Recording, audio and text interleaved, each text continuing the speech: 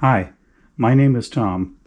I thought I'd do a quick review of the Gator Frameworks Boom Mic Stand Series 1000. Purchased this off of Amazon because I was interested in getting something more than the myriad of $14 Amazon specials that seem to exist, and wanted something from a brand that at least I've heard of and used in the past in the musical world. So I purchased this, and the description said that it included one 10-foot XLR cable, which I thought, well, that's great.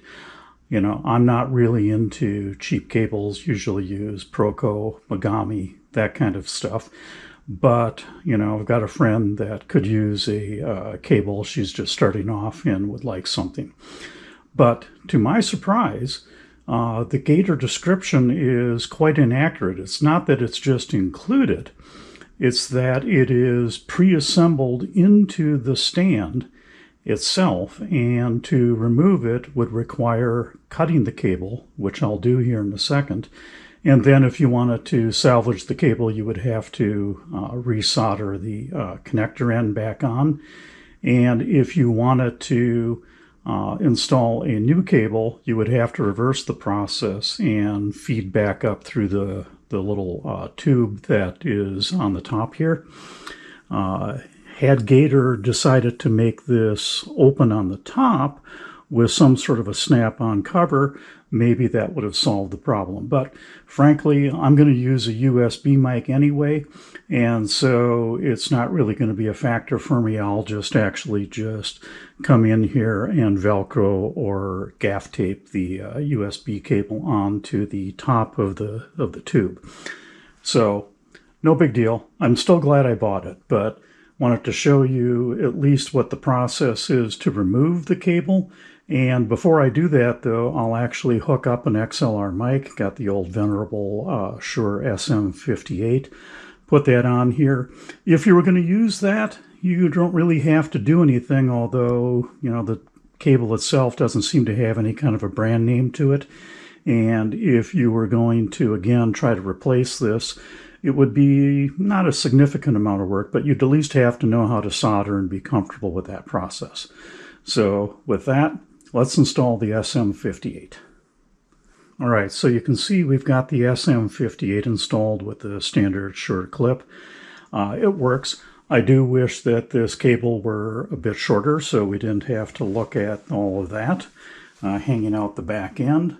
And to that end, you can actually pull the cable back through, but you can see some of the insulation is already stripping off, and tighten that up. And then on the lower part of the boom, you can pull that down as well. It's a very tight fit for this cable, and again, any kind of more Pro Series cable, such as a Megami Gold, is going to have a very difficult time being fed back up through there. But that said, it does work. But my ultimate goal is to do some software training using a USB-powered microphone, the Rode NT USB Mini. And so let's convert this. Let's cut the cable out, and let's see what happens. All right, so the first thing that we're going to do here is remove the XLR shroud. Pull that back. Pull the connector out. Okay, save this if you want to reassemble it. And then we're going to have to expose where the cabling is here. What I'm going to do is I'm going to cut it a little bit strong so that I know which pin got the red, the white, and the neutral. So with that, let's take our trusty Knipex here and clip.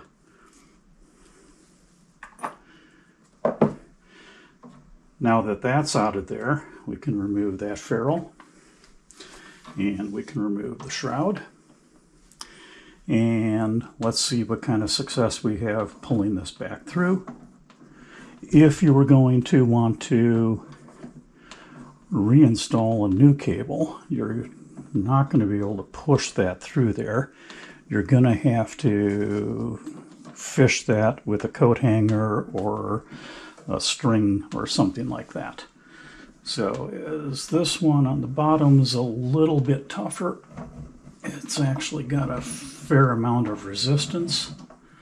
How they even got that in there is questionable. But you can see that the cable is now removed. All right, so let's convert this to the Rode NT USB Mini. All right, so you can see the Rode NT USB Mini is installed. The cable on the top, I just got a piece of Velcro here, but I think the gaff tape down here would actually work the best.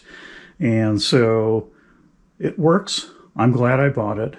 I would probably give it 4 out of 5 stars. It's a decent build quality. However, there are some pros and cons to it. The pros are, it does have the decent build quality. It is backed by a 3-year warranty by Gator Frameworks. Even though the stand itself is made in China, at least Gator is a US-based company, and I've had good luck with products being serviced under warranty with them.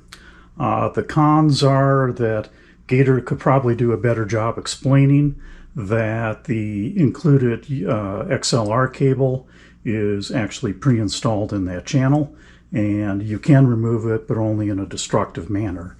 The other con that I see is that the little yoke here that holds the microphone doesn't lock when you tighten this knob as much as I would like it.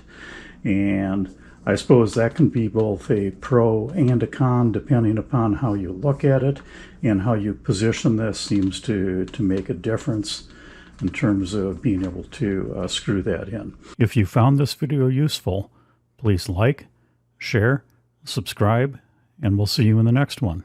Thanks, Tom.